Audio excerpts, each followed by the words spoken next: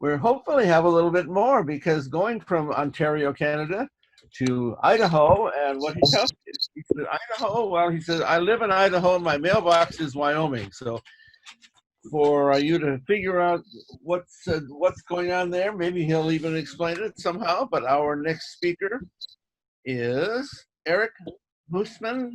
He has a tall tail. Tall tails are one of my most favorite things that we don't seem to get to very often. But he has a tall tail, and I know it's a tall tail, even if he hadn't told me, because he says, let me take you on a few moments and relive the joy I discovered while commuting to work in the pleasant, euphoric surroundings of New York City. The title of his speech, New York is a heartwarming city. Eric. Thank you very much, Tom. It's an honor to be with you today. I'd like to share with you that while I worked in New York City for 8 years as the executive director of the International Elevator Button Washers Union, even though my job was very uplifting, often I found that my commute to work was my favorite time of day. I'd like to invite you to join me on a stroll down Memory Boulevard as I relive a very typical commute to work in New York City. On that day, I stepped through the door of my apartment building onto the bustling sidewalk and took in a long, deep breath of the fresh, clean city air.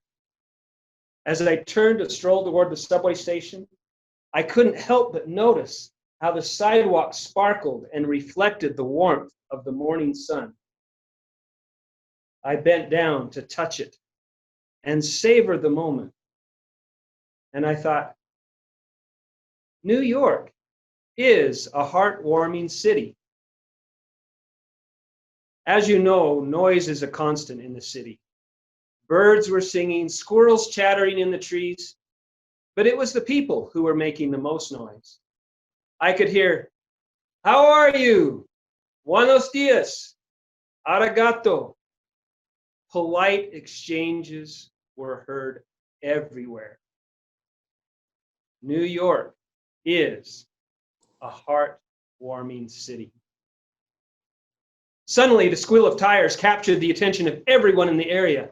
A spotless yellow cab demolished the bumper of a black limousine. Both drivers launched from their car doors and began a very loud exchange. Are you all right, sir? I'm so very, very sorry. No, I'm fine. It's fine. How's your neck? Are you experiencing any pain? The two shook hands, and then they embraced, overjoyed in the safety and the well-being of the other. And I thought again, New York is a heartwarming city. Energized by what I had just witnessed, I slid down the railing to the subway station and boarded the train. As usual, it was packed, absolutely bursting with cheerful faces. At 42nd Street, an elderly, elegant, and obviously very wealthy lady stepped in and looked around for a place to sit. To everyone's shock, two teenage boys jumped from their seats, and one pulled from his jacket a spray bottle. He cleaned and disinfected the seat, while the other one wiped it dry so she could sit down. New York is a heartwarming city. Back on the surface, I needed to maneuver past a construction site. While on that narrow sidewalk detour, I couldn't help but notice the attractive redhead swaying toward me. She also captured the attention of several hard hat wearing, tool belt toting men. One of the workers elbowed his buddy and said very loudly, "Hey fellas, will you look at that?" Her earrings accent her purse and shoes perfectly. New York is a heartwarming city. On the last stretch toward my office, I need to cut through a corner of Central Park. There on the grass, still out cold and oblivious to the world around him, is a sleeping man.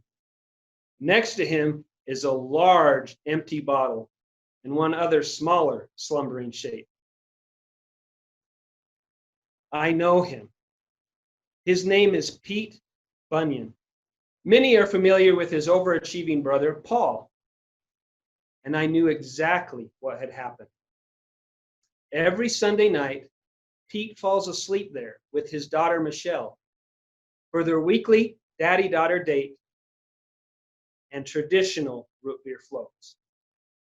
Yes, New York is a heartwarming city. Thank you for joining me on this stroll down memory boulevard as I relived a commute to work in New York City and shared with you the secret, if you didn't know already, that New York is, without a shadow of a doubt, 100%, absolutely, a heartwarming city. Oh, thank you. Thank you so much, Eric, for bringing that uplifting story about a city we may all have misconceptions about.